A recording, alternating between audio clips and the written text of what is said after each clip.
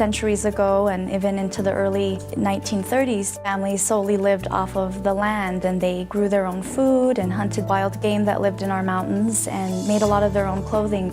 We had a very close society in which our people lived. There was a kinship of families looking out for each other, checking in on one another because of the close proximity in which they lived. And so home visiting existed decades ago and centuries ago in a very traditional manner. As families became more modernized, I think a lot of that separation and isolation began, in which you had to become more independent in how you took care of your family. They really had to navigate the system themselves, and there really isn't a system that we have to go through. Our community is unique because in the San Francisco Bay Area, over 200 tribes are represented from all over the country. A lot of that is because of the relocation era, right? The governmental policies that moved families away from reservation communities. What we saw was a cultural disconnect. One of the needs was the reassurance that their children are developing just fine. Sometimes when you're a new parent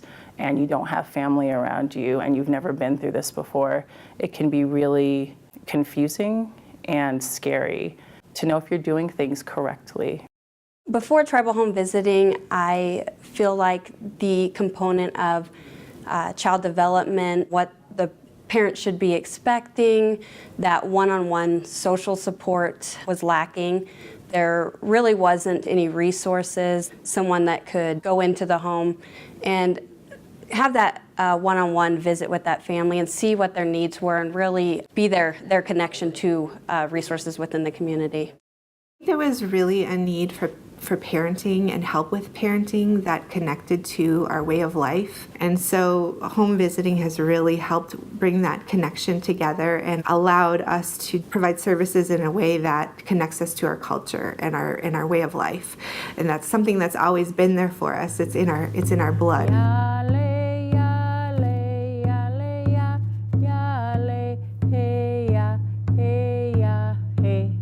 One of the biggest needs that was recognized was families really needed to hear that it's okay to need support to raise your kids, and it's okay to need someone to help provide education to you and to help teach you about child development.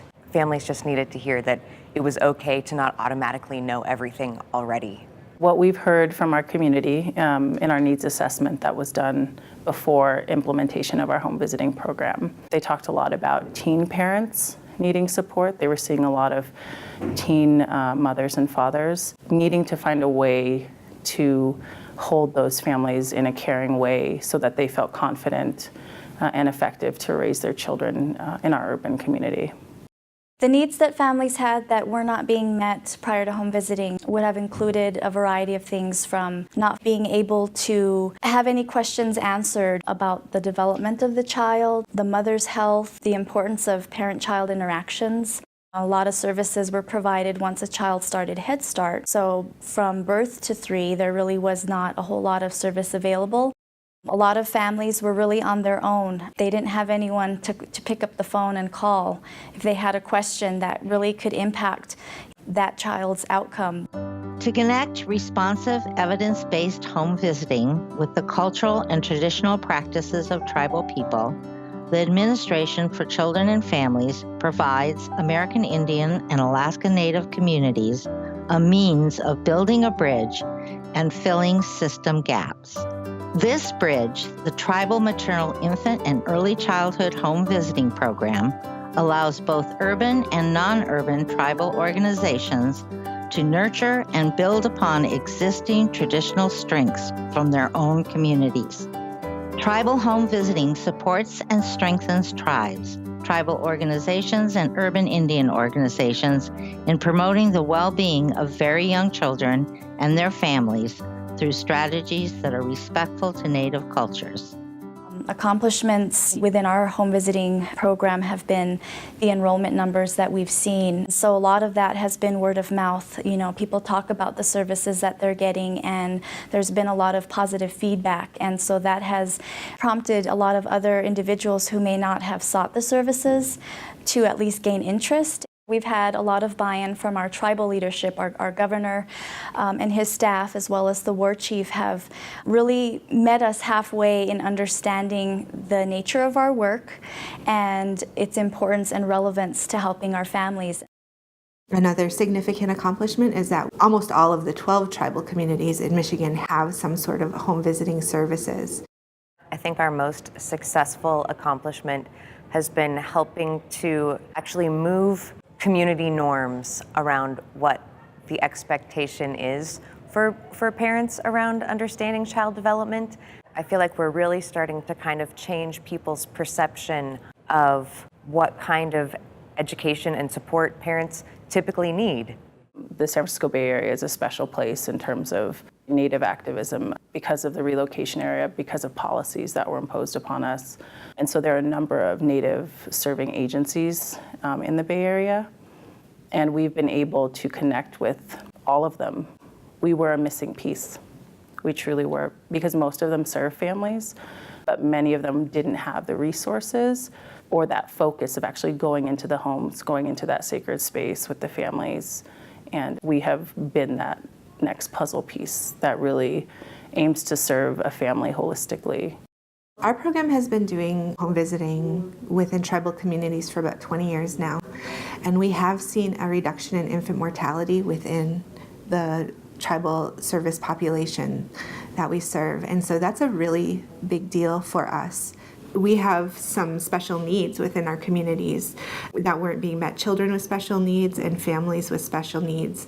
And so home visiting has really helped to connect those children and families with special needs to appropriate services that can help them. I'm proud of my families for committing to the home visiting program and reaching out for that help and asking for the support. I think it takes a lot of courage to allow someone to enter your home, to kind of let your guard down, to be vulnerable, to be able to let your home visiting person know that you need help. I think it's kind of a stigma that when your child's born, you know everything about parenting. And if you don't know something, sometimes it's hard to reach out for that help. We're really proud of the fact that families are enjoying this program and wanting to stay engaged with it, of the work that we do in setting goals with families where they're deciding for themselves what direction they want to see their lives move in and what they want for their children, and they're proactively working towards that instead of just reacting to the circumstances that life is throwing at them. Also, just being able to work with some of the single fathers that we have. We have a mix of families that we serve, and so knowing that we have fathers within our community that have an interest in understanding the importance of their role and really seeking out that support, I think also speaks volumes for the type of outreach that we're doing within our community. That connection to our ancestors and their teachings about how we are to live and how we are to raise our children and how we are to raise our families is something that's really significant. It's a healing process that our communities participate in tribal home visiting. Bridging those gaps and building those connections is significant, and you can watch a family grow and blossom. Through the support of grants provided by ACF, urban and non-urban tribal organizations can gain knowledge of evidence-based home visiting services that impact families in a positive way. This partnership between tribal communities and with ACF has led to healthier children and hopeful parents, and has inspired caregivers and communities to come together to support our youngest, the future leaders of our tribes. The work that our home visitors are doing with families now is helping to reduce the effects of traumatic childhood experiences. It's building resiliency in families so that our next generation of Native children will live to be older elders and have more time to pass along traditions and culture to the ones that come behind them.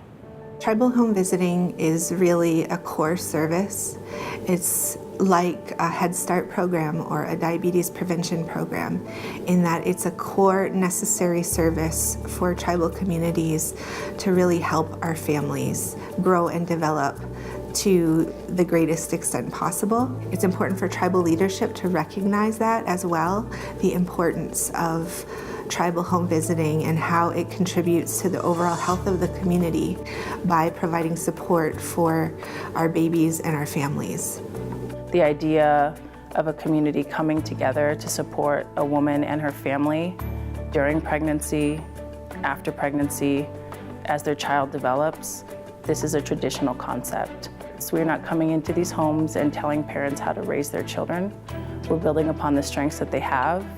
We're providing supports that they may not have access to, and we're being a supportive presence. We are that person to praise and to uplift and to encourage them in the hardest job that they'll ever have to do as they raise their families. The opportunity to bring these services to them will only make our communities and our tribal nations stronger.